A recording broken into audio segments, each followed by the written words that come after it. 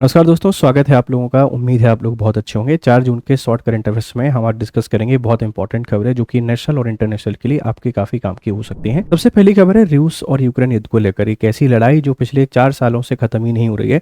अभी रिसेंटली जो यूक्रेन है, इस यूक्रेन ने रूस के सेंट पीटर्सबर्ग शहर पर ड्रोन अटैक कर दिया, जहां पर एक इकोनॉमिक फोरम की मीटिंग होनी थी। तो रूस और यूक्रेन के बीच में ये कॉन्फ्लिक्ट और आपका बढ़ता ही जा रहा है। आपको क्या लगता है, ये प्रॉक्सी वॉर है या नहीं? आप इसके बारे में अपनी राय हमको यहाँ पे जरूर दीजिएगा।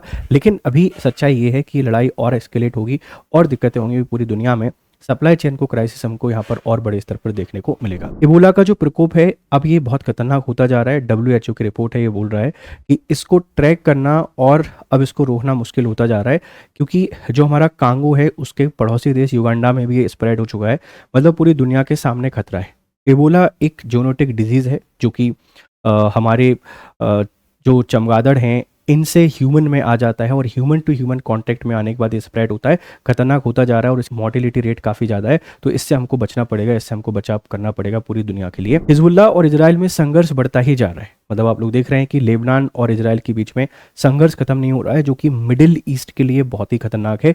मिडिल ईस्ट में जब तक लड़ाइयाँ होती रहेंगी तब तक इंसर्जेंसी रहेगी, और जब तक इंसर्जेंसी रहेगी तब तक सप्लाई चेन आपका डाइवर्ट रहेगा। इंडिया के लिए बहुत इंपॉर्टेंट है ये रीजन, क्योंकि हम मिडिल ईस्ट के थ्रू यूरोप से कनेक्ट होना चाहते हैं। मिडिल ईस्ट के थ्रू हम चाइना पाकिस्तान को काउंटर करना चाहते हैं। शायद यही वजह है कि यहाँ पर इतनी इंसर्जेंसी ज़्यादा हमको देखने को मिलती है, ताकि भारत अपने आप को ग्रो नहीं कर पाए एक बेहतर कंट्री के तौर पर। भारत अमेरिका जो ट्रेड डील है शायद फिर से टेंशन में पड़ सकती है, क्योंकि अमेरिका ने 12.5% टैरिफ बढ़ाने की घोषणा की है 54 देशों में, जिसमें भारत भी शामिल है।